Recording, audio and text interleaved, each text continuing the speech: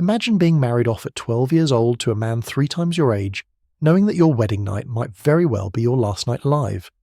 Picture giving birth in a freezing longhouse, with nothing but dirty rags, and the prayers of other women who've watched too many friends bleed to death in childbirth. Envision watching your newborn daughter's fate sealed the moment she draws her first breath, destined for the same cycle of brutality that claimed your mother, your sisters, and countless women before you. This was the reality for Viking women, and tonight we'll uncover the shocking truths that history's most romanticized warrior culture desperately tried to hide. Before we jump back in, tell us where you're tuning in from, and if this story touches you, make sure you're subscribed, because tomorrow I've saved something extra special for you.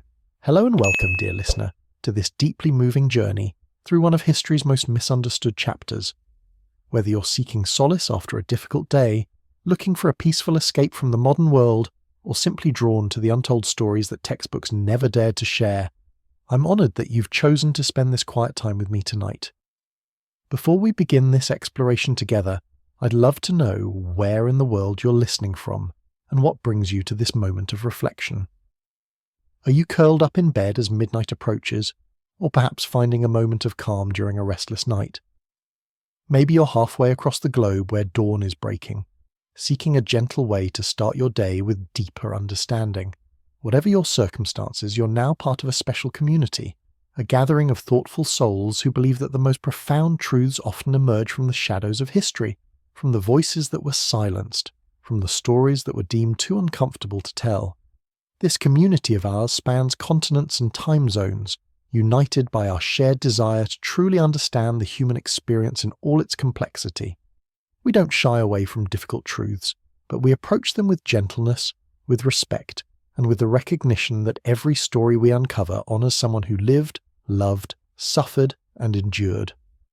If you find comfort in these honest explorations of the past, if you appreciate this approach to history that doesn't gloss over the hard realities, I warmly invite you to subscribe and join us for more of these quiet journeys together. Tonight's story isn't easy, but it's necessary. For too long, we've allowed romantic notions of shield maidens and fierce Viking queens to overshadow the brutal reality that most Norse women face daily. We've been fed tales of empowered warrior women while ignoring the countless mothers who died in agony during childbirth, the young girls sold like cattle to secure political alliances, the wives who endured years of violence with no legal recourse, and the daughters who were discarded as burdens the moment they were born. But here, in this safe space we've created together, we can face these truths with the reverence they deserve. We can honour these women not by pretending their lives were easier than they were, but by acknowledging their incredible strength in surviving a world that seemed designed to destroy them. We can learn from their resilience, draw inspiration from their endurance, and perhaps find perspective on our own challenges by understanding theirs. Now, as we prepare to embark on this journey together, I want you to make yourself as comfortable as possible. Find your favourite position, whether that's nestled deep in soft pillows, wrapped in a warm blanket, or simply relaxing in whatever space feels most peaceful to you right now. Let your shoulders drop away from your ears, release any tension you might be holding in your jaw or your hands, and take a slow, deep breath with me. Feel the air filling your lungs, hold it gently for just a moment, and then let it flow out naturally, carrying with it any stress or worry from your day. Take another breath like this, even deeper this time, and as you exhale, allow your mind to begin its journey backward through time. Let go of the modern world with all its complexities, and prepare to step into a realm where survival itself was a daily victory, where simply living to see another sunrise was an act of incredible courage. The story we're about to explore together spans more than 3 centuries and stretches across the harsh landscapes of medieval Scandinavia. It's a story that will challenge everything you think you know about Viking women, revealing truths that are both heartbreaking and inspiring. You'll meet women whose names have been lost to history, but whose experiences shape the very foundation of Norse society. You'll discover how these remarkable human beings found moments of joy and love in the midst of unimaginable hardship, how they created bonds of sisterhood that sustained them through their darkest hours, and how they passed down wisdom and strength to their daughters in ways that ensured their legacy would survive even when their bodies could not. This is more than just a history lesson. It's a testament to the indomitable spirit of women who refuse to be broken, even when their world seemed determined to crush them. So breathe deeply, let your mind open to receive these important truths, and allow yourself to be transported back to a time when being born female meant entering a world of beautiful landscapes and brutal realities, where love and loss walked hand in hand, and where every woman was both a survivor and a hero in her own right. Are you ready to meet these extraordinary women and hear their stories? Then let your mind drift with me now, across the mists of time, to the unforgiving shores of 9th century Scandinavia, where our journey into truth begins. When most people imagine Viking women, what images dance through their minds? Perhaps it's the stirring sight of a fierce shield maiden, her golden braids whipping in the wind as she charges into battle alongside her warrior brothers. Maybe you picture a proud Norse queen, draped in fine furs and gleaming jewellery, commanding respect in a great mead hall filled with loyal followers. Or perhaps your mind conjures the romantic notion of adventurous women sailing boldly across unknown seas, free to chart their own destinies in an age of exploration and conquest. These are the images that Hollywood has burned into our collective imagination. The empowered Viking woman who wielded sword and authority with equal skill, who chose her own path and commanded her own fate. We've been told stories of women like the legendary Lagertha, who supposedly divorced her husband when it suited her and led armies to glorious victory. We've heard tales of female explorers who sailed to new lands and established settlements through their own courage and cunning. The popular narrative paints Viking society as surprisingly progressive for its time, a culture where women enjoyed unusual freedoms, where they could own property, request divorces, and even take up arms when necessary. We're told that Norse women were respected partners rather than oppressed subjects, that they held keys of authority and commanded household domains with dignity and power. But tonight, we're going to shatter these comfortable illusions and explore a far darker truth. Tonight, we'll be peeling back the carefully constructed myths and examining the brutal reality that most Viking women actually faced. A reality so harsh that it would shock even those familiar with the generally violent nature of medieval life. We're going to discover how the very laws that supposedly protected women were actually designed to control them, how the economic systems they participated in often exploited their labour while denying them true independence, and how even the strongest and most resourceful among them lived constantly on the knife's edge between survival and destruction. The truth is that for every legendary shield maiden whose story survived in saga and song, there were thousands upon thousands of ordinary women whose lives were marked by suffering that we can barely comprehend today.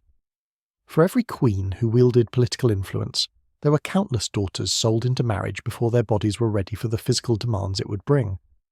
For every woman who successfully managed a household, there were many who died young from the endless cycle of pregnancy, childbirth, and the crushing physical labour required to keep their families alive in one of the world's most unforgiving climates.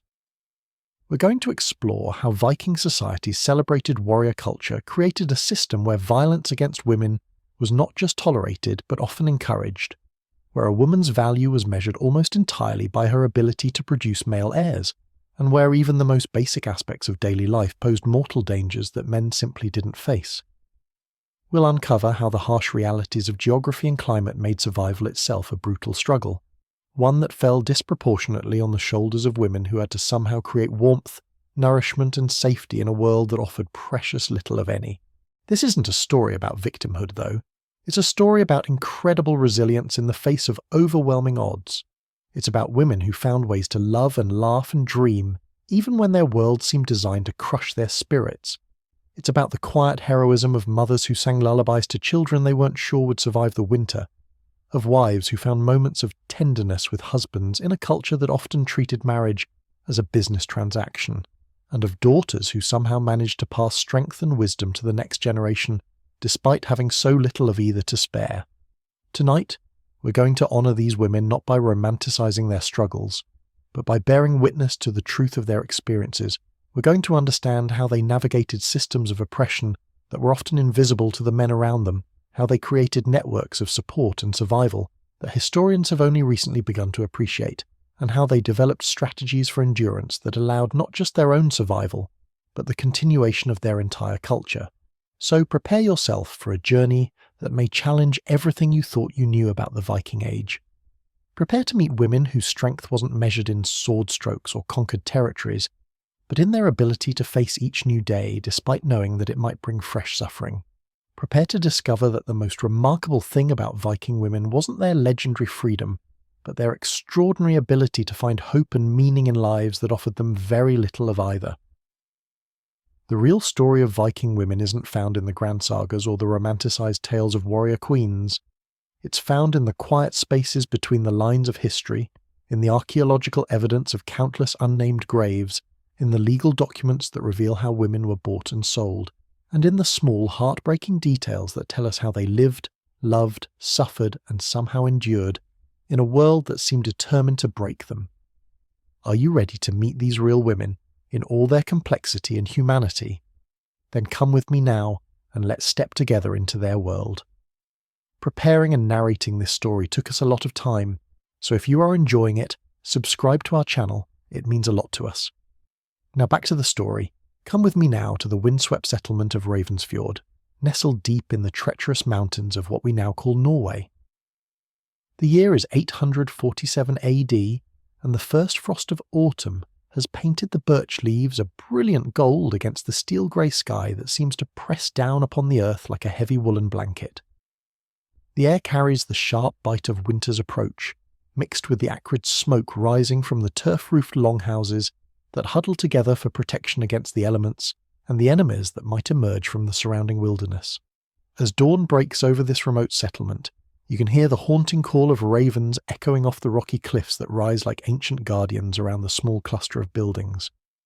The sound mingles with the gentle lowing of cattle being led from their night shelters, the rhythmic thunk of axes biting into pine logs, and the soft whisper of wind through the tall grass that grows wild between the scattered buildings. Somewhere in the distance a blacksmith's hammer rings against iron, the sound carrying clearly in the thin mountain air, while closer at hand you can hear the creak of rope and wood as fishing boats are prepared for another dangerous journey onto the dark waters of the fjord. The settlement itself sits perched on a narrow shelf of relatively flat land, carved from the mountainside by generations of back-breaking labour. Every inch of arable soil here has been fought for, claimed from the rocky ground through sheer determination and endless toil. The longhouses, built low and strong to withstand the fierce winds that howl down from the peaks, stretch along the shoreline like sleeping dragons, their carved wooden prows pointing toward the water as if ready to slide into the waves at a moment's notice. The largest of these buildings belongs to Jarl Bjornsson, the local chieftain, and even from the outside you can sense the complex social world contained within its thick timber walls. Smoke curls up from multiple fire holes in the turf roof, carrying with it the mingled scents of roasting meat, baking bread, and something else. Something that speaks of too many people living in too small a space, of inadequate sanitation, and the constant struggle against disease that claimed so many lives in these northern settlements. The morning air is filled with the sounds of a community awakening to another day of survival. Children's voices rise and fall as they chase each other between the buildings, their laughter bright and careless despite the hardships that surround them. Dogs bark and geese honk their displeasure at being herded toward the water, while somewhere a woman's voice calls out instructions in the Norse tongue, her words carrying the authority of someone accustomed to being obeyed without question. But if you listen more carefully, beneath these familiar sounds of any rural settlement, you might notice other noises that tell a different story. The soft sobbing of a young girl drifting from one of the smaller buildings, quickly hushed by older voices. The sharp crack of a hand striking flesh, followed by silence. The low, urgent murmur of women's voices conferring in secret, planning perhaps, or simply offering comfort to one of their number who has suffered some fresh indignity or loss. The landscape itself seems to mirror the harsh realities of life in this place. The mountains that surround Ravensfjord are beautiful but merciless, their snow-capped peaks gleaming in the pale sunlight like the edges of swords. The fjord that gives the settlement its name stretches away into the distance, its dark waters holding secrets and dangers that have claimed countless lives over the generations. In summer, these waters might offer fish and the possibility of trade with distant settlements, but as winter approaches they become an icy barrier that will trap the community in isolation for months at a time. The forests that clothe the lower slopes provide timber for building and fuel for fires, but they also harbour wolves and bears, bandits and rival clans who might emerge without warning to raid and pillage. Every venture beyond the settlement's boundaries carries the risk of violence or death, and it is a risk that the women of Ravensfjord understand all too well, for they have lost husbands, brothers and sons to the dangers that lurk in these beautiful but deadly woods. Even the weather here seems designed to test human endurance to its limits. The summers are brief and precious, offering only a few short months to grow enough food to last through the long, dark winter. When the snow comes, it can bury the settlement for weeks at a time, trapping families in their longhouses with whatever supplies they have managed to gather during the warmer months. Many don't survive these periods of isolation. The old and the very young are particularly vulnerable, and it is not uncommon for spring to reveal that entire families have perished during the brutal winter months. The soil, what little there is of it, must be coaxed and cajoled into producing even the most basic crops. Every grain of barley, every turnip and onion, represents hours of back-breaking labour under conditions that would defeat less determined people. The growing season is so short that a late frost or early snow can mean the difference between survival and starvation for the entire community. Yet somehow, against all odds, life persists in this harsh place.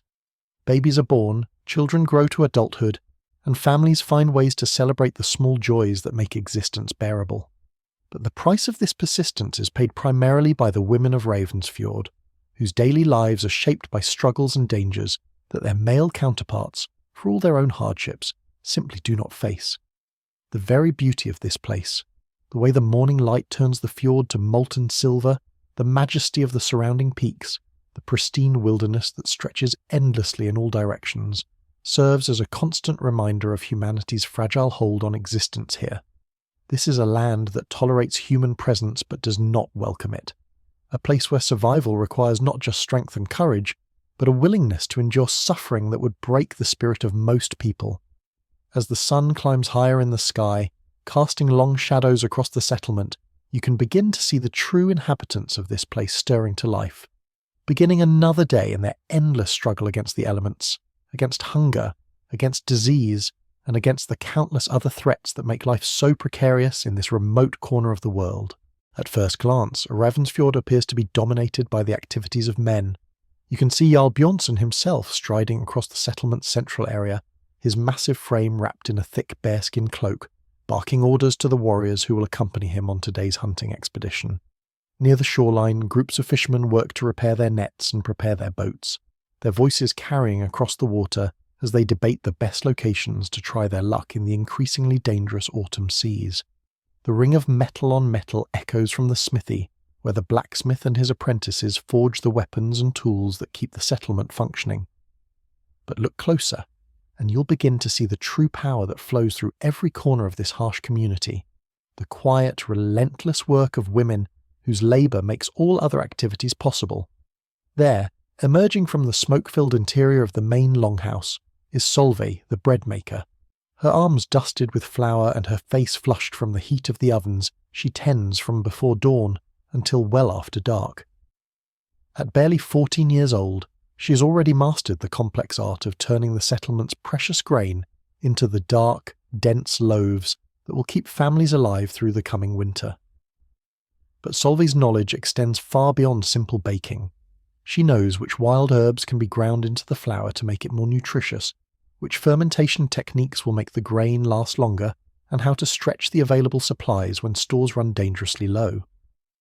What you cannot see from watching her work is the constant pain that shoots through Solveig's lower back, the result of lifting heavy sacks of grain and bending over hot ovens for hours at a time. Nor can you see the burns that scar her forearms from the many times she has reached too quickly into the blazing oven chambers, or the chronic cough that racks her body from breathing flour dust and smoke day after day.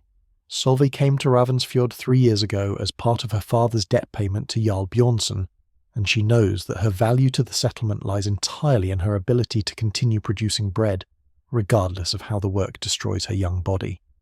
Near the settlement's eastern edge, you might notice a figure bent over the herb gardens that grow in carefully tended plots behind a smaller longhouse. This is Astrid the Healer, a woman whose knowledge of plants and their properties makes her indispensable to the community's survival.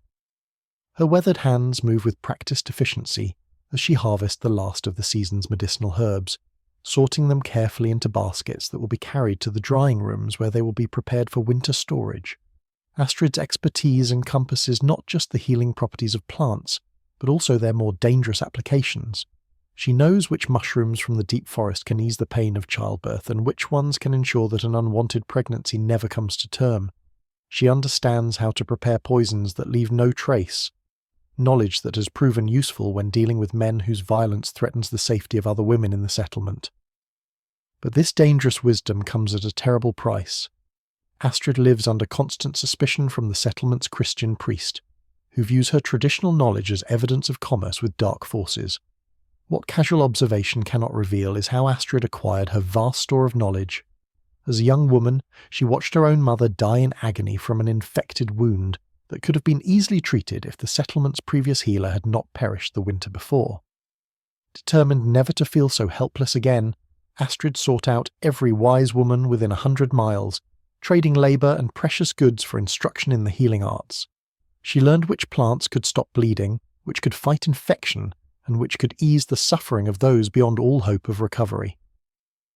In the settlement's main longhouse, the constant clatter of looms provides a rhythmic backdrop to the day's activities. Here, Ingrid and her daughters work at their massive upright looms, weaving the thick wool cloth that will become cloaks, blankets, and ship sails. The work requires incredible strength and endurance. The heavy wooden beaters must be swung thousands of times to create even a single length of cloth, and the tension required to produce tight, weatherproof fabric strains every muscle in the arms and shoulders. Ingrid has been weaving for more than 30 years, and the toll is visible in her twisted fingers and the permanent hunch to her shoulders.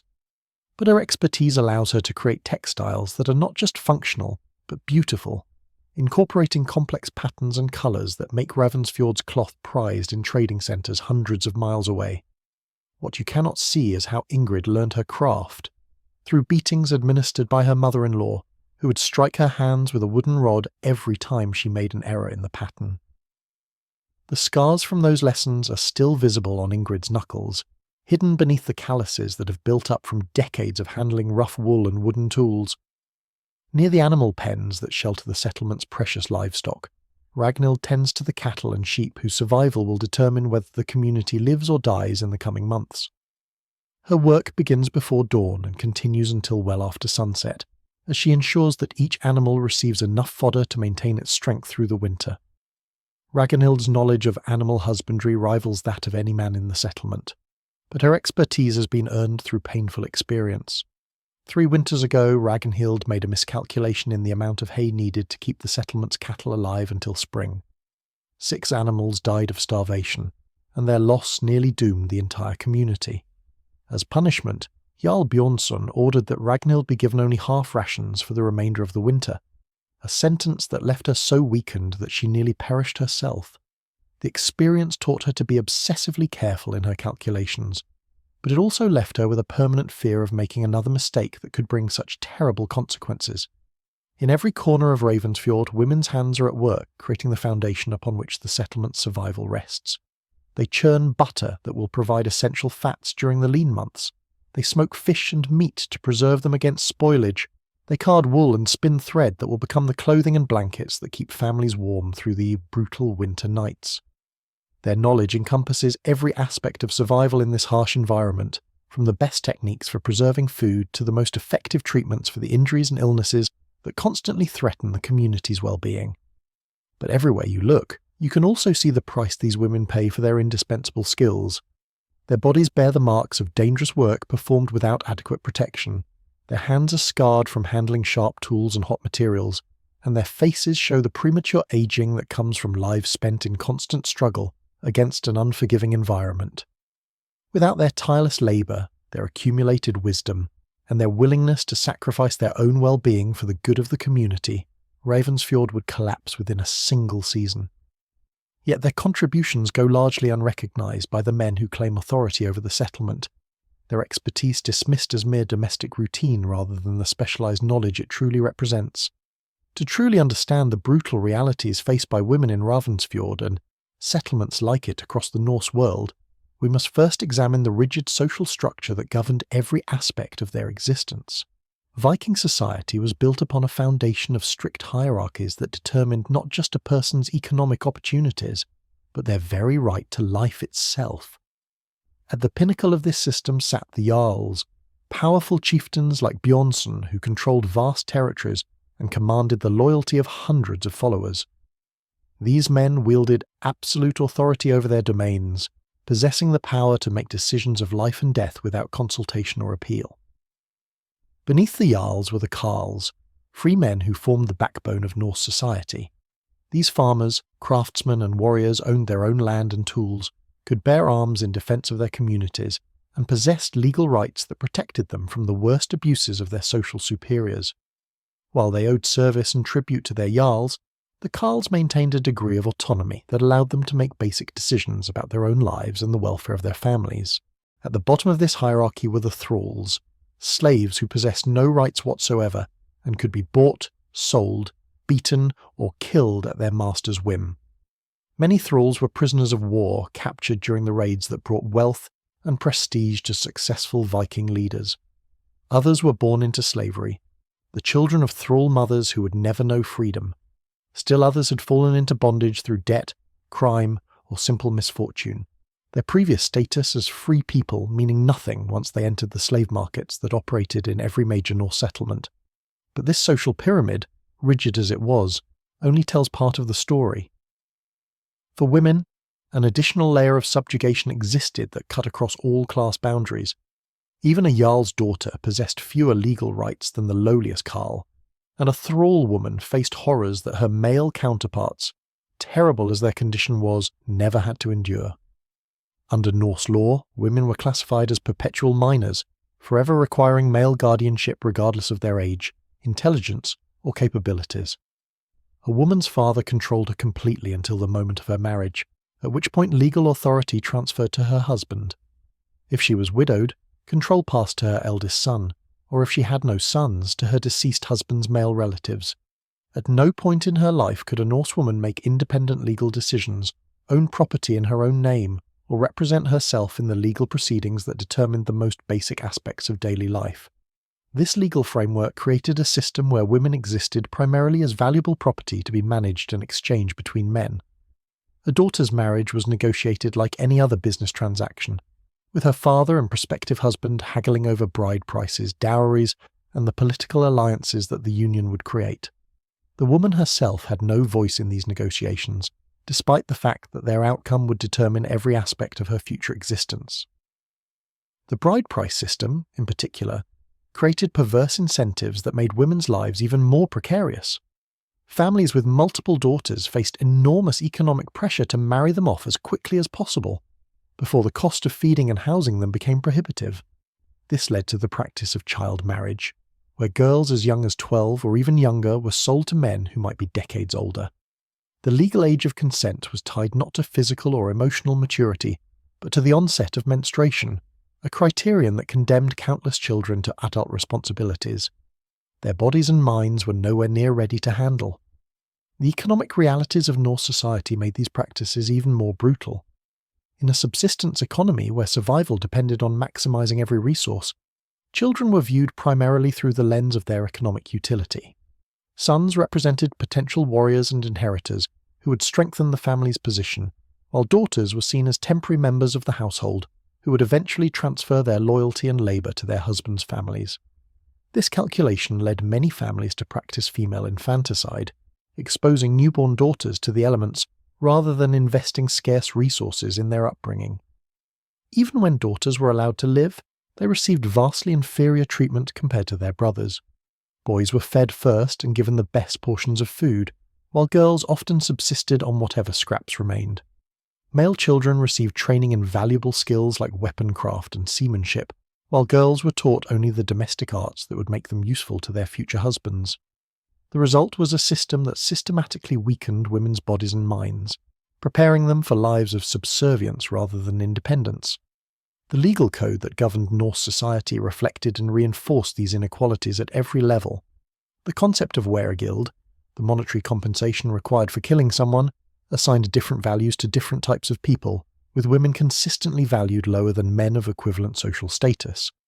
A carl's daughter was worth less than her brother, a jarl's wife less than her husband, and a thrall woman was valued so little that killing her might require compensation, no greater than that demanded for destroying a valuable tool or animal.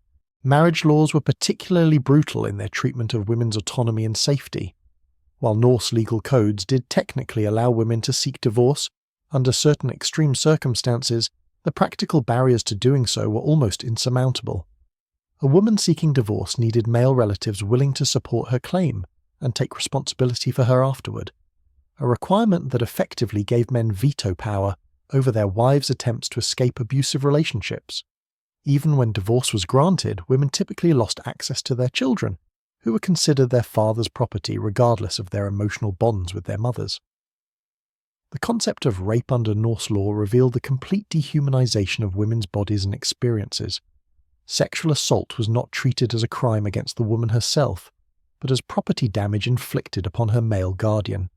The compensation for rape was paid to fathers and husbands, not to the victims, and the amount was calculated based on the woman's social status and the degree to which the assault had diminished her value in the marriage market. This legal framework effectively encouraged sexual violence by treating it as a relatively minor property crime rather than a serious assault on a human being. Religious beliefs further reinforced these social inequalities by providing divine justification for women's subordination. Norse mythology, while it did feature powerful goddesses and female figures, ultimately portrayed the cosmos as a male-dominated hierarchy, where feminine power was either contained within acceptable domestic roles or depicted as dangerous and chaotic. The gods themselves practiced the same patterns of violence and domination over women that characterized earthly society, providing religious sanction for behaviors that modern people would recognize as systematic abuse. The warrior culture that defined Norse identity created additional pressures that made women's lives even more precarious. The constant glorification of violence and conquest created a social environment where brutality was not just tolerated, but celebrated as evidence of masculine virtue. Women, unable to participate in this warrior culture, were relegated to supporting roles that required them to enable and endure the violence of the men around them while having no recourse when that violence was directed at them. Among the countless women whose names have been lost to the mists of time, few stories illustrate the brutal realities of a Norse life more clearly than that of Thora Eriksdottir, born in the settlement of Grimholt during the harsh winter of 831 AD. Thora's story, pieced together from fragmentary legal documents and burial inscriptions, reveals the crushing weight of expectation and suffering that defined virtually every aspect of a Viking woman's existence. Thora entered the world during one of the worst famines in living memory, when failed harvests had reduced her community to eating bark bread and fighting over scraps of salted fish. Her birth was greeted not with celebration, but with the grim calculation that marked the arrival of every daughter in those desperate times. Her father, Eric Thorson, was a middle-ranking carl who owned a modest farm and 3 thralls, but even his relatively comfortable position could not shield his family from the economic pressures that made daughters seem like expensive burdens. The circumstances of Thora's early childhood were shaped by the constant threat of starvation that hung over Grimholt like a malevolent spirit. While her older brother Gunnar received adequate portions of the family's dwindling food stores, Thora and her younger sister were given barely enough to survive. This calculated deprivation had profound effects on her developing body. She remained small and weak throughout her childhood, her growth stunted by chronic malnutrition that would affect her health for the rest of her life. At the age of 7, Thora was sent to work in the household of her father's cousin, a wealthy jarl named Olaf the Ruthless who controlled 3 settlements along the coast. This arrangement, presented as an opportunity for Thora to learn valuable skills, was actually a thinly disguised form of child labour that allowed Eric to reduce his household expenses while securing his daughter's training in the domestic arts that would make her valuable to a future husband. Olaf's household was a place of barely controlled violence where Thora witnessed horrors that would haunt her dreams for decades. She watched as thrall women were beaten unconscious for minor infractions, saw pregnant servants forced to work until the moment of labour, and learned to recognise the signs that warned when Olaf had drunk enough ale to become dangerous to any woman within reach. The Jarl's wife, Ingeborg, ruled the female servants with a cruelty that rivaled her husband's, using whips and heated iron rods to punish those who failed to meet her impossibly high standards. During her 5 years in Olaf's service, Thora acquired skills that extended far beyond simple domestic tasks. She learned to read the subtle signs that indicated when violence was about to erupt, how to make herself invisible when powerful men were in dangerous moods, and which herbs could be added to food to calm aggressive temperaments or induce heavy sleep. Most importantly, she learned that a woman's survival depended entirely on her ability to anticipate and serve male desires before they were even expressed. When Thora reached the age of 12, her body showed the first signs of approaching womanhood, a development that immediately transformed her from a useful servant into a valuable commodity. Eric began negotiations for her marriage almost immediately, eventually arranging a union with Ragnar Bloodfist, a warrior nearly 30 years her senior who had recently returned from a profitable raiding expedition to the Frankish lands. The bride price negotiated for Thora was substantial: 3 cows, 2 horses, and 20 silver arm rings, a sum that represented more wealth than Eric's farm had seen in years. The wedding itself took place during the midwinter festival, when the community gathered to celebrate the year's end and petition the gods for survival through the dark months ahead. For the adults present, the ceremony represented a successful business transaction and a strengthening of clan alliances. For Thora, it marked the end of her childhood and the beginning of a life that would be defined by responsibilities she was nowhere near ready to handle. The wedding night was a traumatic experience that left Thora bleeding and traumatized, but her new husband showed no concern for her physical or emotional state. In Norse culture, a woman's pain during the consummation of marriage was considered natural and unworthy of comment, while any resistance she might show was interpreted as defiance that required harsh correction. Thora learned quickly that her survival depended on submitting to Ragnar's demands without complaint, no matter how much suffering they caused. Within 3 months of her marriage, Thora was pregnant with her first child. The pregnancy was difficult from the beginning, complicated by her small stature and the malnutrition that had weakened her body during her formative years. She worked in the fields and household throughout her pregnancy, hauling water, grinding grain, and tending animals until the very day her labour began. When the time came to give birth, she was attended only by Ragnar's elderly mother and a thrall woman who had delivered dozens of babies but possessed no formal medical training. The labour lasted for 3 agonising days, during which Thora nearly died multiple times from blood loss and exhaustion.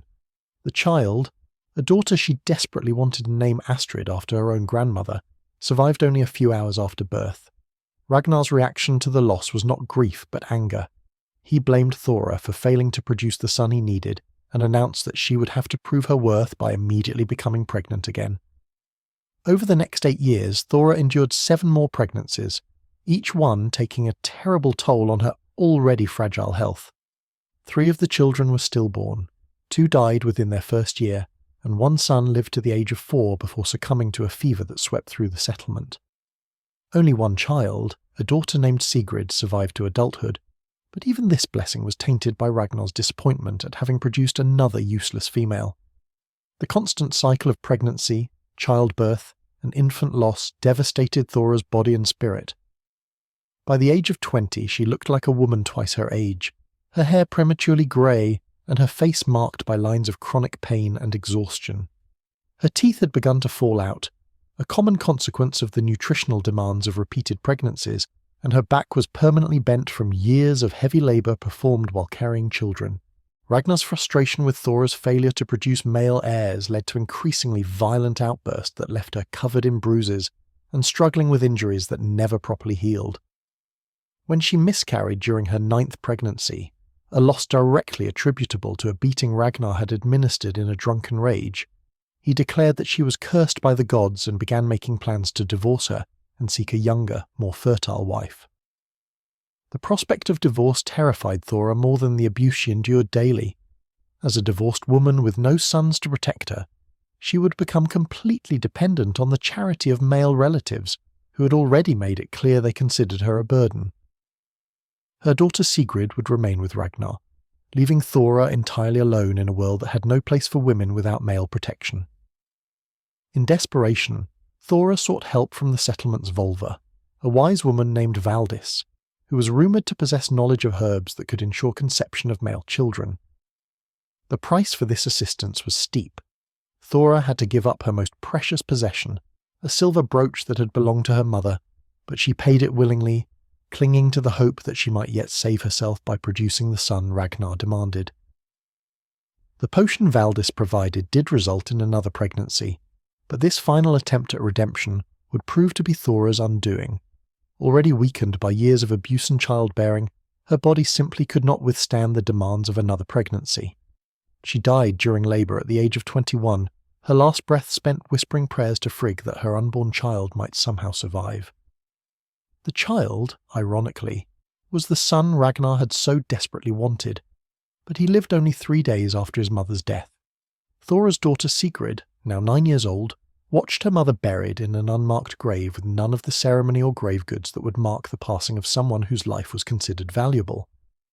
Within a month, Ragnar had begun negotiations for a new wife, and Sigrid found herself relegated to the status of unwanted stepdaughter in her own home.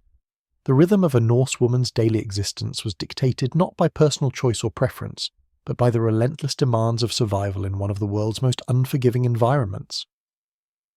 From the moment she could walk, a girl like young Sigrid, now orphaned and vulnerable in Ragnar's household, would find her days structured around an endless cycle of back-breaking labour that began before dawn and continued until long after sunset.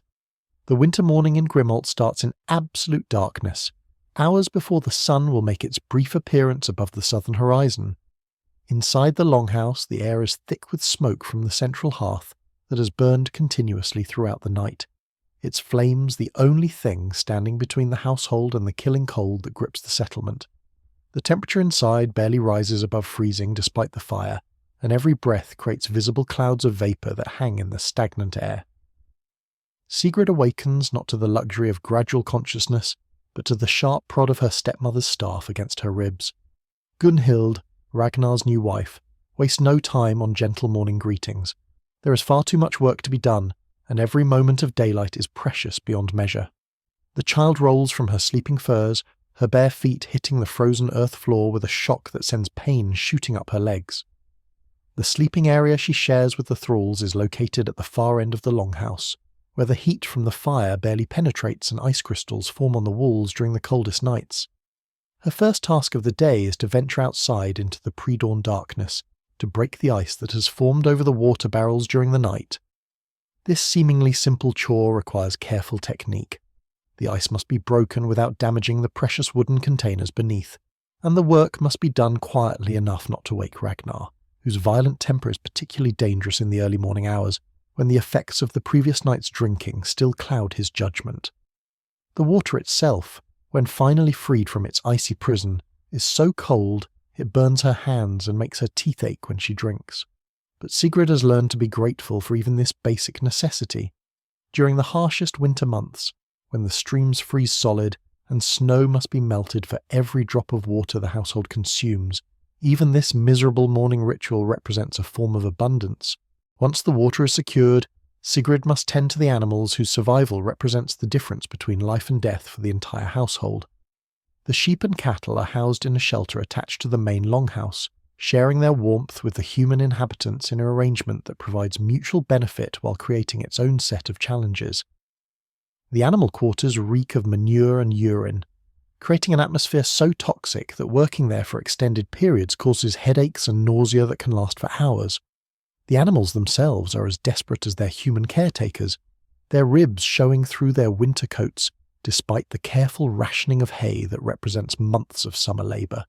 Each beast must be checked for signs of illness or injury that could spread to the rest of the herd, a responsibility that weighs heavily on a 9-year-old child who understands that a single mistake in animal care could doom everyone she knows to starvation. Feeding the livestock requires complex calculations that would challenge an adult mathematician. The available hay and grain must be divided among the animals according to their size, their stage of pregnancy or lactation, and their relative importance to the household's survival.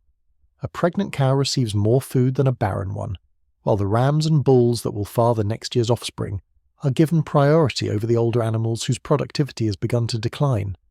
Every handful of fodder represents a decision between competing needs, and every wrong choice brings the household closer to the catastrophic loss of animals that could mean death for everyone. While Sigrid labours in the animal quarters, the adult women of the household are already deep into their own morning routines. In the smoky interior of the longhouse, Gunhild and the female thralls work at tasks that require skills developed over decades of practice. The spinning wheels turn constantly, transforming the raw wool from the settlement's sheep into the thread that will become clothing, blankets, and the sails that allow the community's boats to venture onto the dangerous waters of the fjord. The spinning itself is work that destroys women's bodies with ruthless efficiency. The constant motion required to keep the wheels turning creates repetitive stress injuries that leave many women unable to use their hands properly by middle age. The hunched posture necessary for detailed work leads to spinal deformities that cause chronic pain and limit mobility. Most cruelly of all, the fine wool fibres that fill the air during spinning create lung conditions that slowly suffocate their victims, causing them to drown in their own blood as their respiratory systems break down after years of exposure. But the spinning is only the beginning of the textile production process that consumes so much of women's time and energy. Once the thread is prepared, it must be woven into cloth on massive looms that require tremendous physical strength to operate. The heavy wooden beaters used to pack the threads tightly together weigh several pounds each and must be swung thousands of times to produce even a single piece of fabric. Women's arms and shoulders develop painful conditions from this repetitive motion, while their backs suffer from the awkward postures required to work at the tall looms. The weaving process itself demands constant attention and perfect technique.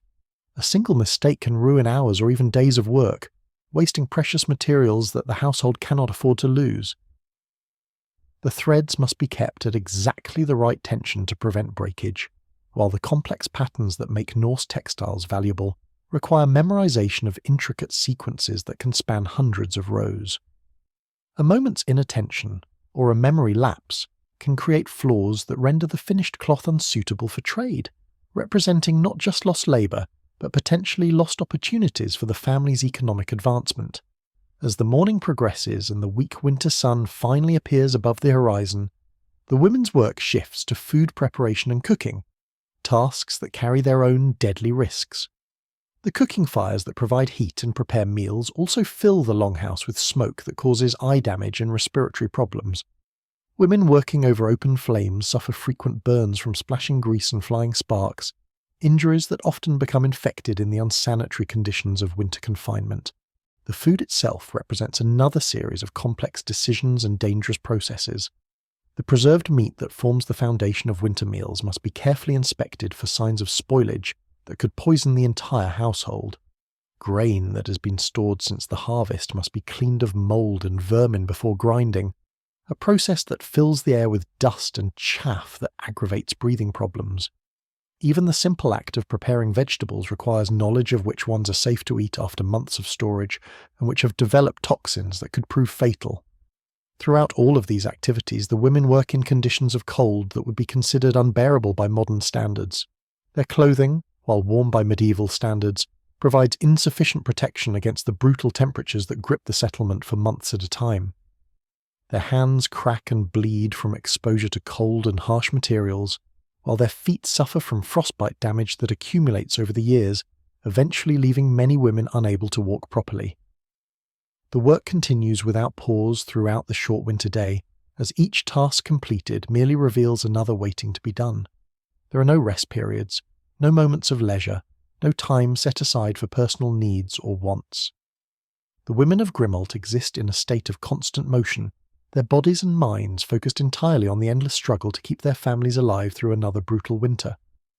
As darkness falls once again over the settlement, bringing with it the promise of another night of broken sleep, interrupted by crying children, sick animals, and the need to maintain fires that must never be allowed to die, the women finally allow themselves to rest their aching bodies.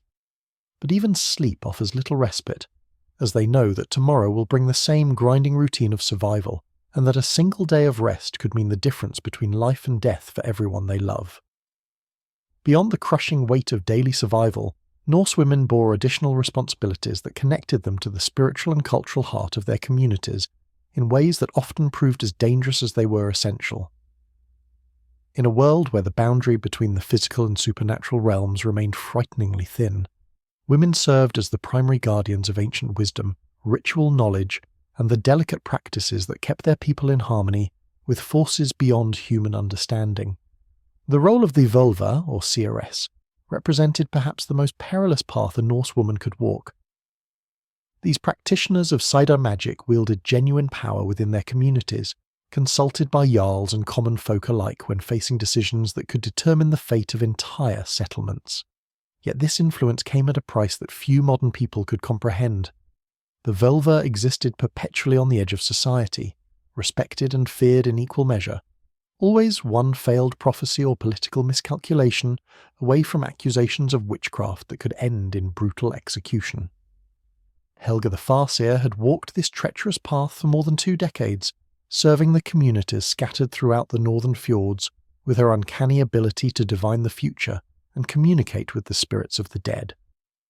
Her reputation had been built through countless accurate predictions, warnings of harsh winters that allowed families to prepare adequate food stores, visions of approaching raiders that saved settlements from surprise attacks, and prophecies of favourable weather that guided successful trading expeditions to distant lands. But Helga's gift came with a terrible cost that aged her far beyond her 35 years. The practice of Cedar required her to enter trance states so deep that her spirit separated from her body, travelling to otherworldly realms where human consciousness was never meant to venture. Each journey left her physically drained and mentally fractured, carrying back fragments of knowledge that burned in her mind like shards of broken glass.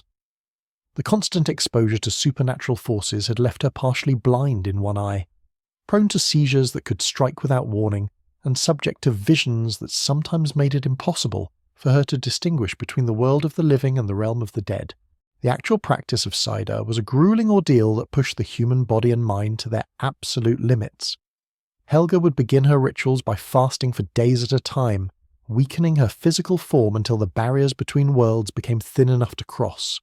She consumed potions brewed from dangerous plants, henbane, flyagaric mushrooms and other substances that poisoned her system while opening doorways to otherworldly perception.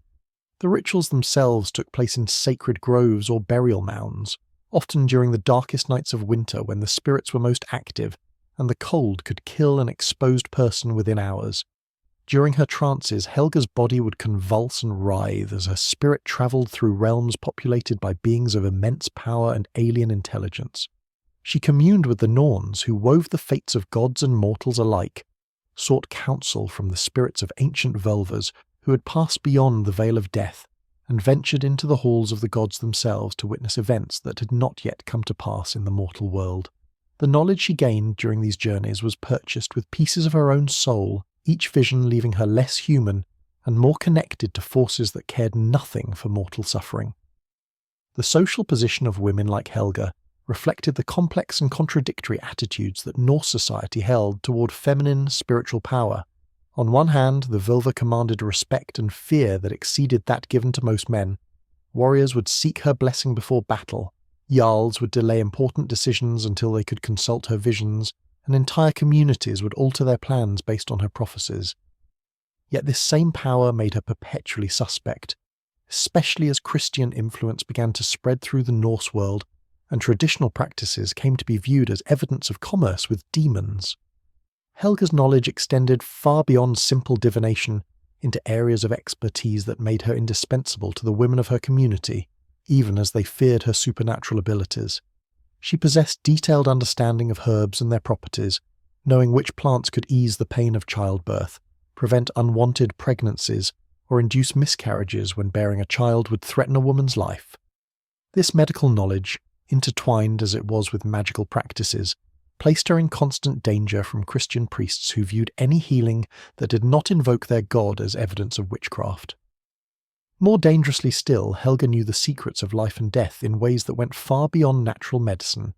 She could prepare poisons that killed without leaving obvious traces, create love potions that bound men's hearts against their will, and craft curses that brought misfortune to her enemies. This knowledge made her a valuable ally to women trapped in abusive marriages or threatened by powerful men, but it also made her a target for anyone seeking to eliminate a dangerous witness to their crimes. The weight of serving as her community's spiritual guardian had taken a devastating toll on Helga's personal life. The The constant exposure to supernatural forces had left her unable to bear children. The spirits she communed with were jealous of mortal attachments and demanded complete devotion from their servants. Her relationship with the physical world had become so tenuous that she often forgot to eat for days at a time, existing on spiritual sustenance that provided no nourishment to her rapidly deteriorating body. The isolation that came with her calling was perhaps the cruelest aspect of her existence. While people sought her services when they needed supernatural assistance, they avoided her company during normal times, fearing that prolonged contact with a vulva might expose them to malevolent spiritual influences. She lived alone in a small hut on the outskirts of the settlement, tended by a young thrall girl who had been assigned to her service as much to spy on her activities as to ensure her basic needs were met. Yet even in her isolation, Helga served as a crucial link in the chain of cultural transmission that kept Norse traditions alive across the generations. She memorized the ancient songs and stories that preserved her people's understanding of their place in the cosmos, passing this knowledge to younger women who showed aptitude for spiritual work. The oral traditions she maintained contained not just entertainment, but practical information about seasonal cycles, agricultural techniques, and survival strategies that had been refined over countless generations. The religious practices that Helga oversaw were designed not just to commune with supernatural forces, but to maintain the delicate balance between human communities and the natural world that sustained them. She conducted rituals to ensure successful harvests, ceremonies to guarantee the fertility of livestock, and elaborate seasonal observances that marked the turning of the year and the renewal of the cosmic order. These practices required precise timing, exact recitation of ancient formulas, and the use of sacred objects that had been passed down through generations of spiritual practitioners. The arrival of Christian missionaries in the region had transformed Helga's already dangerous calling into a potential death sentence. The new religion condemned Seda as devil worship and demanded that all practitioners renounce their abilities or face execution as enemies of the true God. Helga found herself caught between the spiritual forces that demanded her service and the human authorities who increasingly viewed her very existence as a threat to their new religious order. The pressure from Christian converts within her own community grew stronger each year, as newly baptized Norse men and women sought to prove their devotion to their adopted faith by denouncing the traditional practices they had once revered. Former clients who had once begged for her assistance now crossed themselves when they saw her approaching and whispered prayers to ward off the evil they now believed she represented. Despite these growing dangers, Helga continued her work because she understood that the spiritual health of her people depended on maintaining the ancient connections between the human and divine realms. She knew that the loss of traditional knowledge would leave her community vulnerable to forces they no longer understood how to appease or control, and she was willing to risk her life to preserve the wisdom that had sustained her ancestors through countless generations of hardship and struggle. The tragic irony of her situation was that the very gifts that made her invaluable to her people also ensured that she would never be truly accepted by them, condemned to live as a necessary outsider whose sacrifice enabled others to live safely within the boundaries of normal human existence.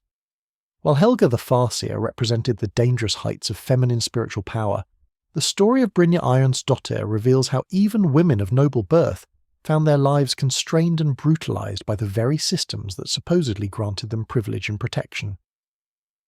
Born into the household of Jarl Iron Fist of Stormfjord in the year 852 AD, Brynja's early life unfolded within the walls of one of the most powerful strongholds in the Northern Territories, yet her noble status would prove to be as much a curse as a blessing.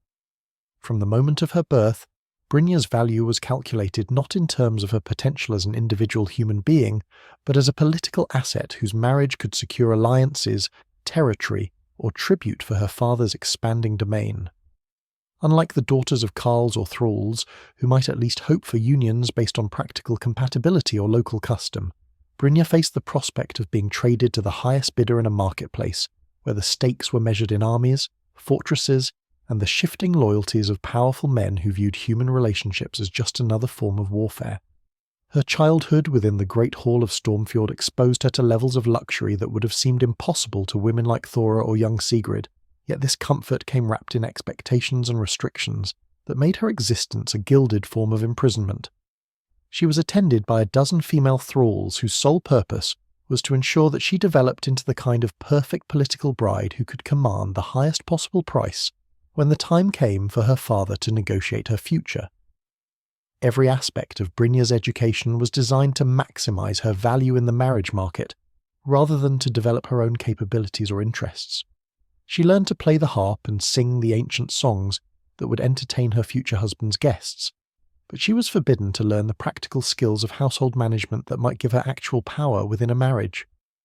She was taught to embroider silk with gold thread imported from Constantinople, creating decorative objects that demonstrated her family's wealth, but she remained ignorant of the textile production that formed the backbone of Norse domestic economy. Most importantly, Brynja was trained in the art of appearing submissive and obedient while maintaining the dignity expected of a jarl's daughter, a delicate balance that required her to seem simultaneously valuable enough to justify a high bride price, and compliant enough not to threaten her future husband's authority. This education in performative femininity was enforced through a system of rewards and punishments that shaped her behaviour through carefully calibrated applications of approval and shame. When Brynja reached her 13th year, her father began the complex negotiations that would determine her fate. The political situation in the northern fjords had become increasingly unstable, with traditional alliances fracturing under pressure from Danish expansion, and the growing influence of Christian kingdoms to the south.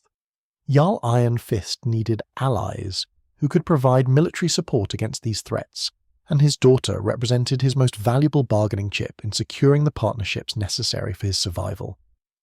The eventual arrangement was a masterpiece of political calculation that completely ignored Brynja's humanity in favour of strategic advantage. She was promised to Thorvald the Bloody, a jarl from the Western Islands whose fleet of 30 longships could tip the balance of power in any regional conflict. Thorvald was nearly 50 years old, had already buried 3 wives, and possessed a reputation for cruelty that made even hardened warriors speak his name in whispers. But his military assets were exactly what Iron Fist needed, and the alliance sealed by Brynja's marriage would secure both jarls against their enemies. The bride price negotiated for Brynja was staggering: 200 silver marks, 50 trained warriors, and a commitment to provide naval support for any military campaigns Iron Fist might undertake. This sum represented more wealth than most settlements would see in a decade, but for Brynja herself, it meant only that her suffering would be proportionally more valuable to the men who controlled her destiny. The wedding ceremony took place during the summer solstice, when representatives from across the Norse world gathered at Stormfjord to witness this union of 2 powerful houses. For the assembled guests, the celebration represented successful diplomacy and the promise of profitable military cooperation. For Brynja, it marked the end of her childhood and the beginning of a nightmare that would define the rest of her abbreviated life. Thorvald's treatment of his new bride began brutally and grew progressively worse as their marriage continued. Unlike the crude domestic violence that characterized many Norse marriages, his abuse was calculated and systematic, designed not just to establish dominance, but to break Brynja's spirit completely. He understood that her noble birth gave her a sense of self-worth that posed a potential threat to his absolute control, and he set about destroying that dignity through carefully planned humiliations that left no visible marks but devastated her psychologically. The isolation that Thorvald imposed upon his wife was particularly cruel, given her aristocratic upbringing. Where she had once been surrounded by servants, advisors, and the constant activity of a major political centre, she now found herself confined to the remote island fortress that served as Thorvald's stronghold. The handful of women in the settlement were either terrified thralls who dared not befriend their master's wife, or the bitter, broken survivors of his previous marriages who viewed Brynja as a naive child destined for the same destruction they had endured. The physical demands of her new life proved almost as challenging as the emotional torture. The Western Islands, where Thorvald ruled, were even harsher than the mainland territories where Brynja had grown up, battered by constant storms and offering little protection from the savage weather that swept in from the open ocean. The fortress itself was a crude stone structure designed for defence rather than comfort, lacking the basic amenities that had made life bearable even in the harsh climate of Stormfjord. Brynja's attempts to fulfil her primary function as a wife, producing male heirs to secure Thorvald's lineage, became a source of ever-increasing suffering as her pregnancies ended in miscarriage or stillbirth. The combination of stress, inadequate nutrition, and physical abuse created conditions that made successful childbearing nearly impossible, yet each reproductive failure was treated as evidence of her personal inadequacy rather than the inevitable result of her circumstances. The medical care available to Brynja during her pregnancies consisted mainly of folk remedies, administered by women whose own survival depended on maintaining Thorvald's favour. They dared not suggest that her difficulties might be related to her husband's treatment, instead prescribing increasingly desperate measures, fasting, bloodletting, and exposure to extremes of heat and cold, that further weakened her already compromised health. After 3 years of marriage that had produced no living children, Thorvald began to speak openly of seeking a divorce that would allow him to pursue a more fertile wife. For a woman of Brynja's background, this prospect was perhaps even more terrifying than continued abuse, as divorce would leave her completely without protection in a world that had no place for aristocratic women who had failed in their primary function. Her father, now facing military pressures that made Thorvald's continued alliance essential, made it clear that he would not welcome a divorced daughter back into his household. The shame of her reproductive failure would reflect poorly on his family's reputation, and her presence would serve as a constant reminder of a failed political investment. Iron Fist began hinting that if Thorvald chose to end the marriage, Brynja might find herself relegated to a life of religious seclusion in one of the Christian convents that were beginning to appear in the Norse territories. The desperate isolation of Brynja's situation was compounded by her growing understanding that her suffering served a larger political purpose that made her individual welfare irrelevant to everyone around her. She was not a person with inherent worth, but a tool whose value lay entirely in her ability to cement alliances and produce heirs. When that tool proved effective, it would be discarded without sentiment or regret. In her desperation, Brynja began to seek the aid of the few people in Thorvald's territory who operated outside the normal power structures that had failed her so completely.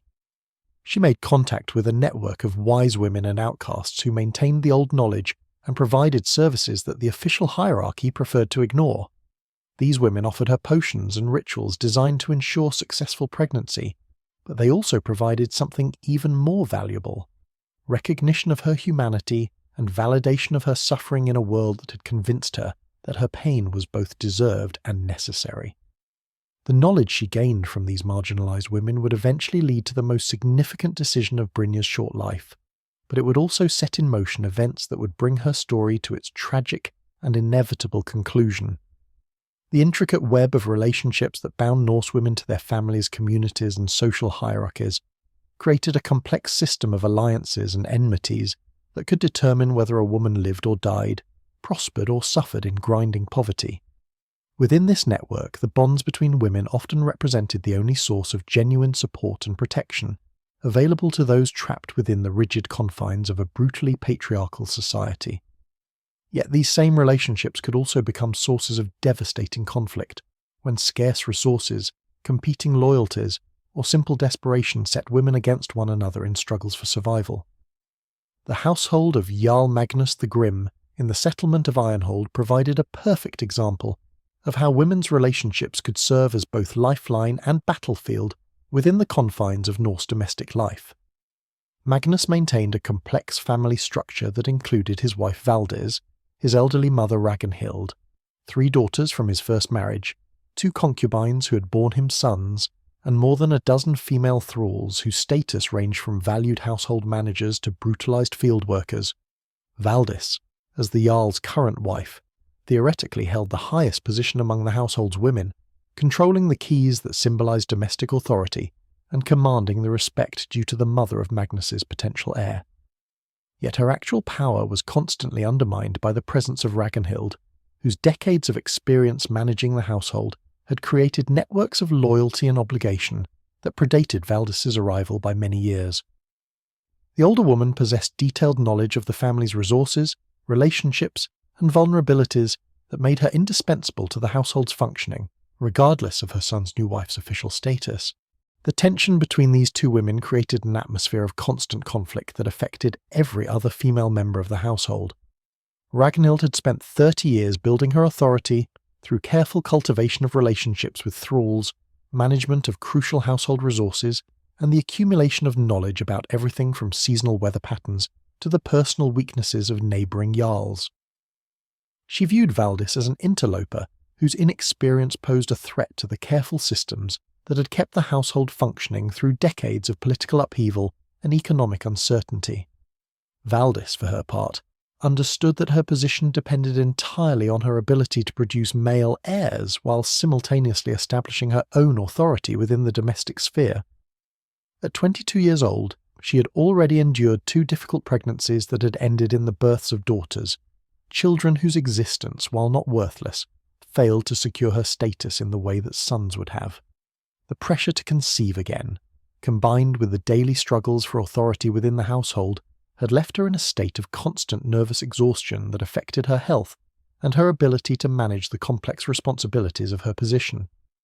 The competition between mother-in-law and daughter-in-law played out through a series of proxy conflicts involving the other women of the household.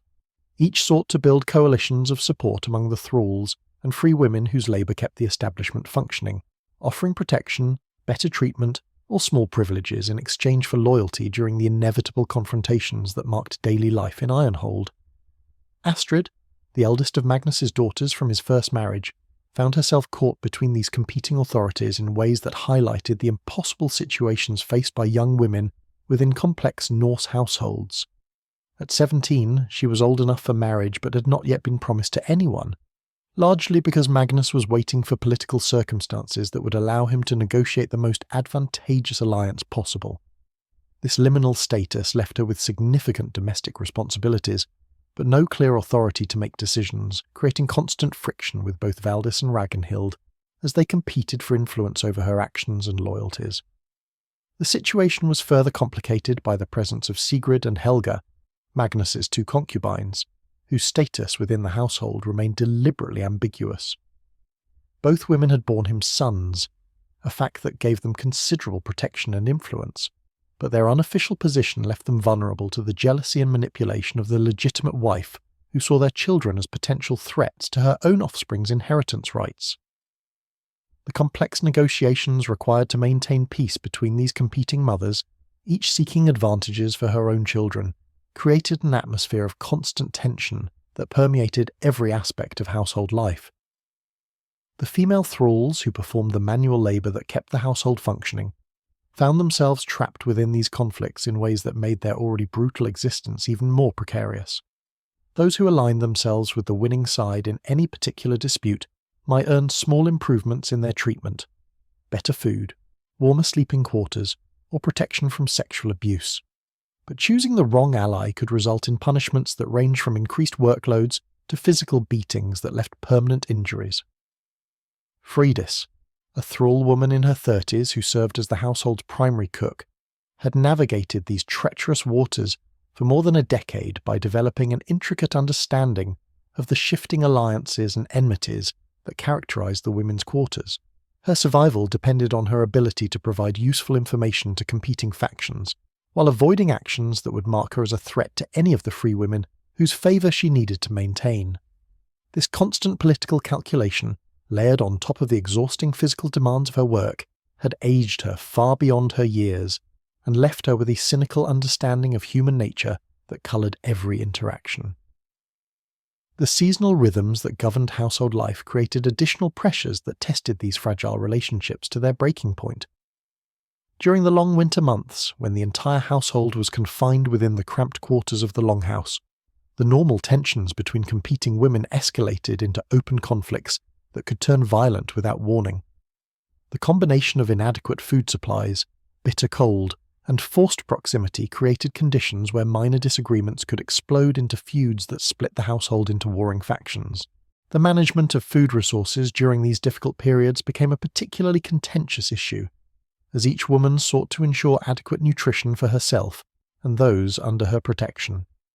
Ragnhild's knowledge of preservation techniques and her control over the household stores gave her tremendous leverage in these negotiations, but Valdis's official authority allowed her to override decisions that she viewed as threats to her own children's welfare. The resulting conflicts often played out through subtle manipulations of food distribution that could mean the difference between survival and starvation for the household's most vulnerable members. The sexual politics of the household created another layer of conflict that affected relationships between women in profound and often devastating ways. Magnus's practice of maintaining multiple sexual partners within the same domestic space created competition for his attention and favour that could determine a woman's status and security. The legitimate wife's attempts to limit the influence of concubines clashed with the concubines' efforts to protect their own children's interests, while the daughters of the household watched these dynamics with growing understanding of their own future powerlessness. The arrival of new thrall women, particularly those who were young and attractive, created additional tensions as existing members of the household sought to protect their own positions from potential rivals. These newcomers often faced hostility not just from free women who viewed them as threats, but from established thralls who feared that competition for Magnus's sexual attention might result in reduced protection or increased abuse for all the household's female servants. The bonds of sisterhood that occasionally developed between women in these circumstances represented small miracles of human connection forged in the face of overwhelming adversity. When Valdis suffered a particularly difficult miscarriage that left her bedridden for weeks, it was Sigrid, her supposed rival, who provided the herbal remedies and emotional support that may have saved her life. When one of the young thrall girls was subjected to particularly brutal treatment by Magnus during one of his drunken rages, the other women of the household conspired to hide her injuries and provide the care she needed to recover. These moments of solidarity, however, remained fragile and temporary, constantly threatened by the underlying competition for resources and protection that characterized women's relationships within the Norse social system. The same women who might risk their own safety to help a sister in distress could turn against her the next day if circumstances demanded a choice between her welfare and their own survival. The brutality of their circumstances had taught them that compassion, while precious, was a luxury that few could afford when their own lives hung in the balance. In the harsh landscape of Norse society, where most women's lives followed predictable patterns of subjugation and suffering, there occasionally emerged individuals whose extraordinary circumstances or exceptional courage allowed them to transcend the normal boundaries of feminine existence. The story of Eira the Blood Raven represents perhaps the most dramatic example of how a woman could seize power and agency within a system designed to deny her both, yet her tale also reveals the terrible price that such defiance ultimately demanded. Eira's journey from powerless thrall to feared warlord began in circumstances that seemed to guarantee a life of complete degradation. Born to a Celtic slave woman in the household of Jarl Grimvar the Merciless, she entered the world with no legal identity, no protection under Norse law, and no hope of escaping the brutal servitude that had defined her mother's existence. Her mixed heritage made her position even more precarious. Neither fully Celtic nor Norse, she belonged to no community, and could claim protection from no clan or family group. The circumstances of her early childhood were horrific even by the standards of thrall existence. Grimvar's household was notorious throughout the region for its cruelty towards slaves, and Eira witnessed levels of violence that left permanent scars on her psyche. She watched her mother beaten to death for the crime of defending another thrall woman from sexual assault, saw children her own age worked to death in the fields, and learned that survival in her world required the complete suppression of any human emotion that might be interpreted as weakness or defiance. By the age of 12, Eira had developed the iron self-control and calculating intelligence that would later make her famous throughout the Norse world. She understood that her survival depended on making herself indispensable to her masters, while simultaneously learning skills that might eventually secure her freedom. She taught herself to read the subtle signs that warned of violence, to anticipate her owner's needs before they were expressed, and to navigate the complex social hierarchies that governed even the slave quarters of Grimvar's domain. The turning point in Eira's life came when she was 14 years old, and Grimvar's household was attacked by a rival Jarl seeking to claim his territory and wealth. During the bloody battle that followed, Eira demonstrated a talent for violence that shocked even the hardened warriors around her. When enemy raiders broke into the slave quarters where she was hiding, she killed 3 men with a stolen kitchen knife, moving with a speed and precision that suggested natural gifts for combat that had never been recognized or developed. The victory in that battle belonged to Grimvar's forces, but the Jarl himself was mortally wounded during the fighting. As he lay dying, he granted Eira her freedom as a reward for her defense of his household, a gesture that may have been motivated more by delirium than genuine gratitude, but which nonetheless changed the course of her life forever. Suddenly, at the age of 14, she found herself a free woman in a world that had no established place for someone of her background and circumstances. Rather than seeking the safety of marriage or service in another household, Era chose a path that seemed to court certain destruction. She used her small inheritance from Grimva's estate to purchase weapons and armour, and set out to make her living as a mercenary warrior in a profession that had never welcomed women and showed little tolerance for those who challenged its masculine traditions. The early years of her military career were marked by constant struggle and repeated humiliation. Male warriors refused to fight alongside her, viewing her presence as an insult to their masculine pride. Potential employers dismissed her capabilities despite growing evidence of her combat skills. She was forced to take the most dangerous assignments: solo raids against heavily defended targets, reconnaissance missions in hostile territory, and desperate last stands where survival was considered unlikely for even the most experienced fighters. Yet somehow Era not only survived these impossible challenges, but began to build a reputation as one of the most effective warriors in the Northern Territories. Her fighting style, developed through years of defending herself against larger and stronger opponents, relied on speed, cunning, and an utter ruthlessness that shocked even hardened veterans. She fought without the honor codes that constrained male warriors, using every advantage available to her, and showing no mercy to enemies who had never shown mercy to those weaker than themselves. As her reputation grew, Ira began to attract followers who shared her outsider status, and her hunger for revenge against a world that had cast them aside. Her warband included escaped thralls, exiled criminals, bastard sons denied inheritance rights, and other individuals who had been rejected by mainstream Norse society. Under her leadership, this collection of outcasts became one of the most feared military forces in the region, known for their ferocity in battle and their complete disregard for the traditional rules of warfare. The transformation of Era from desperate survivor to powerful warlord required her to suppress every trace of conventional femininity and embrace a persona of calculated brutality that made her enemies fear her more than they might fear any male opponent.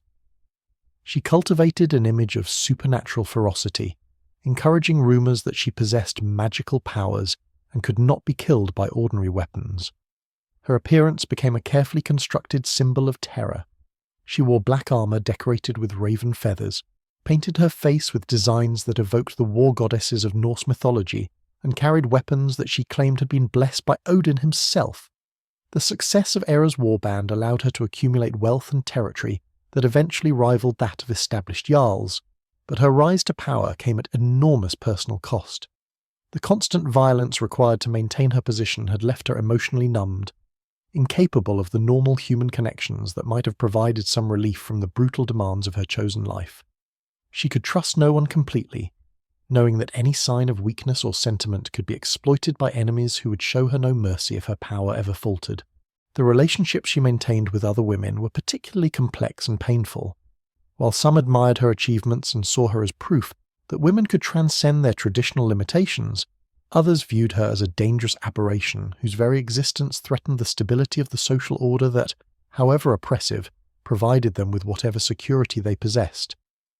Even among the women in her own warband, Era remained isolated by the responsibilities of command and the knowledge that any display of vulnerability could undermine the fear-based authority that kept her followers loyal. The political situation that had allowed Era to carve out her own domain began to change as Christian influence spread through the Norse territories and traditional power structures adapted to meet new challenges.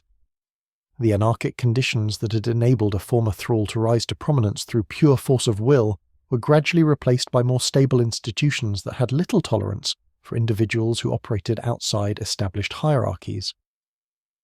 As pressure mounted from both Christian missionaries and traditional Norse authorities who viewed her success as a threat to their own legitimacy, Era found herself increasingly isolated and vulnerable. The very qualities that had enabled her rise, her outsider status, her rejection of conventional limits, and her willingness to use any means necessary to achieve her goals, now marked her as a target for forces that commanded resources far greater than her own. The final phase of Era's career would test the limits of her remarkable will to survive, as she faced enemies who understood that her continued existence represented an unacceptable challenge to the social order they sought to preserve. Her story, remarkable as it was, would ultimately serve as both inspiration and warning about the prices that women paid when they dared to claim power in a world determined to deny them any agency over their own destinies.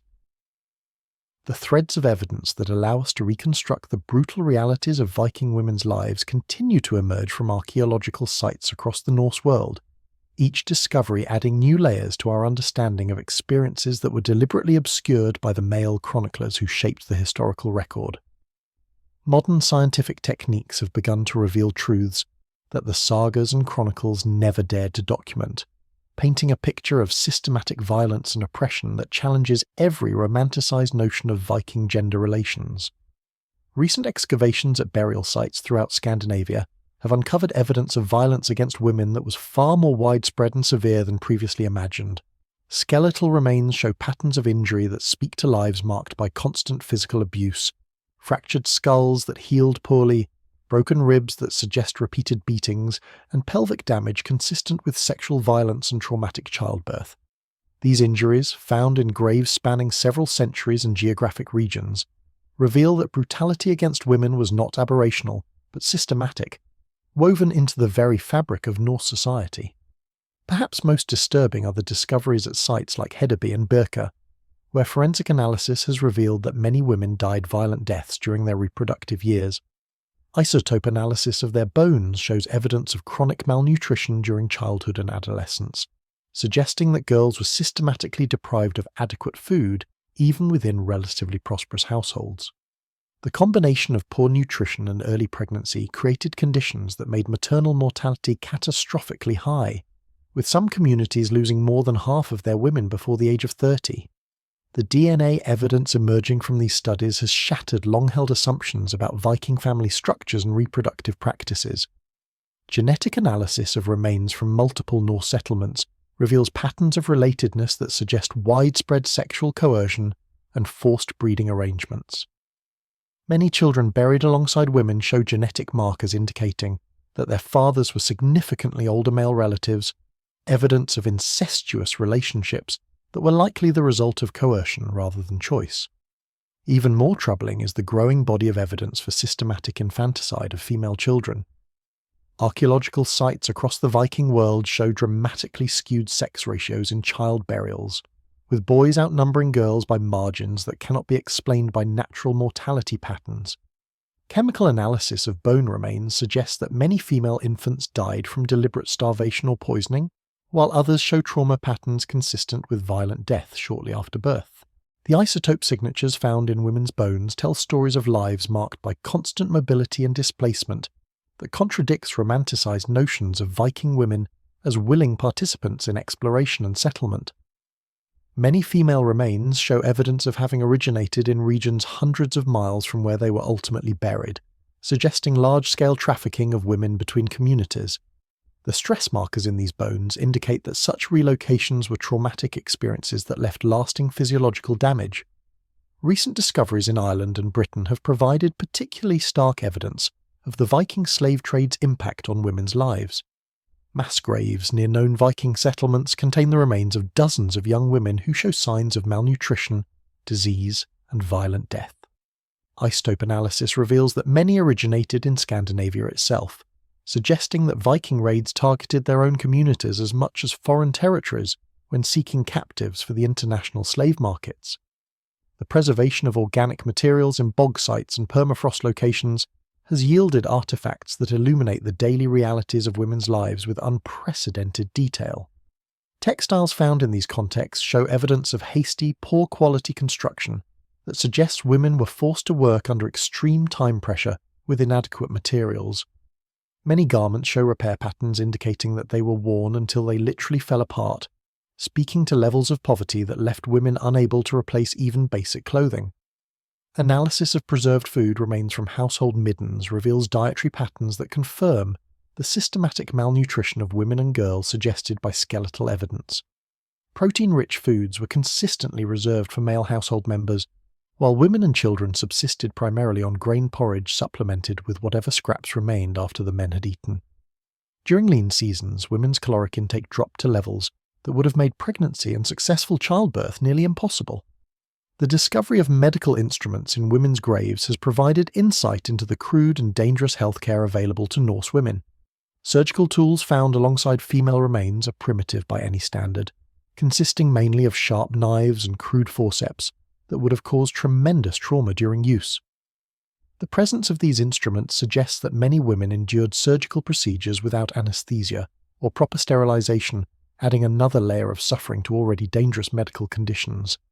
Chemical analysis of hair and nail samples preserved in permafrost burials has revealed evidence of chronic poisoning among Norse women, likely the result of environmental toxins combined with deliberate administration of harmful substances.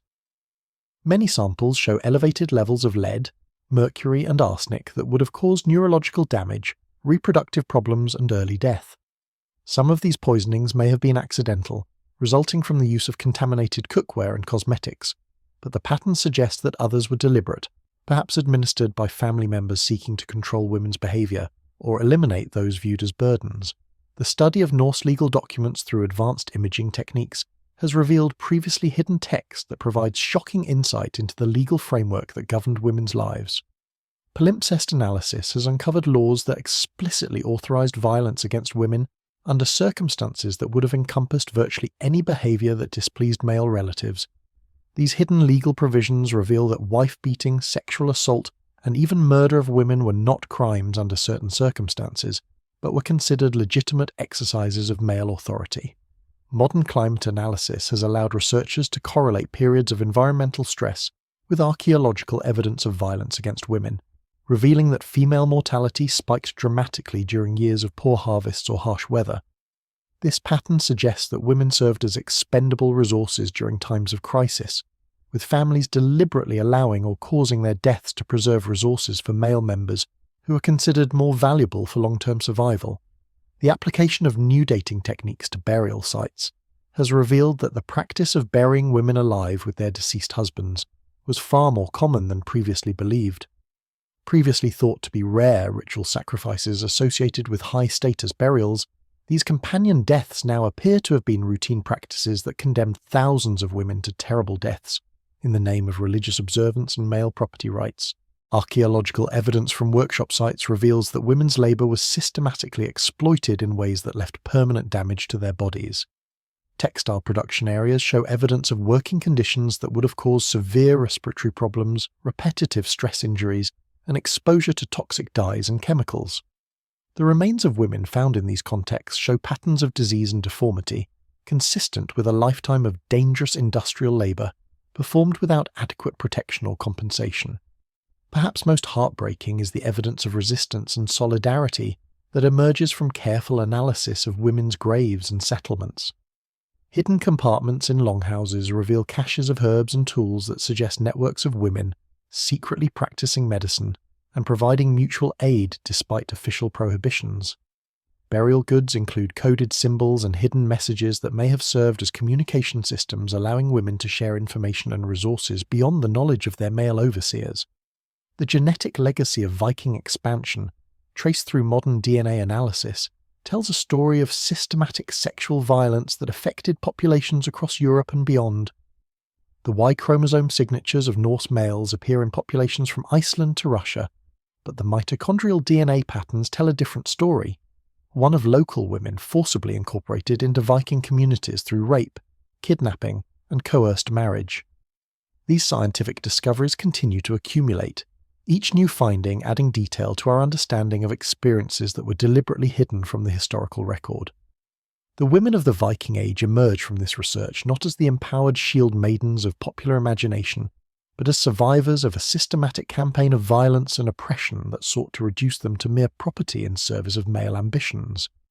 Their stories, finally being told through the evidence they left in their bones and belongings, demand that we abandon comfortable myths and confront the brutal realities of lives lived in service to a culture that valued their suffering above their humanity. As we prepare to close this difficult but necessary journey through the hidden truths of Viking women's lives, it feels appropriate to return to where we began, to that mist-shrouded settlement of Ravnsfjord, where autumn frost still paints the birch leaves gold against the steel-grey sky, and where the smoke still rises from longhouses that shelter both dreams and nightmares in equal measure. But now, having walked alongside women like Thora, Sigrid, Helga, Brynja, and Era, having witnessed their struggles and understood the systems that shaped their suffering, we see this landscape with different eyes. The beauty remains. The majestic peaks still pierce the horizon like ancient spears. The dark waters of the fjord still reflect the pale northern sun like polished obsidian. But we can no longer ignore the human cost that such beauty demanded from those least able to bear it. In the quiet moments before dawn, when the settlement stirs to life once more, we might imagine the ghosts of these women moving through the familiar spaces where they lived, loved, and died.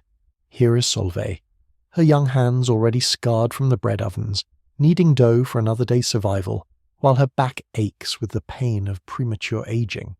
There is Astrid gathering the last herbs of the season, her knowledge of healing plants both blessing and curse in a world that viewed feminine wisdom with suspicion and fear. We see Ingrid at her loom, her twisted fingers working patterns that speak of beauty created despite suffering, of art emerging from the crushing demands of daily survival.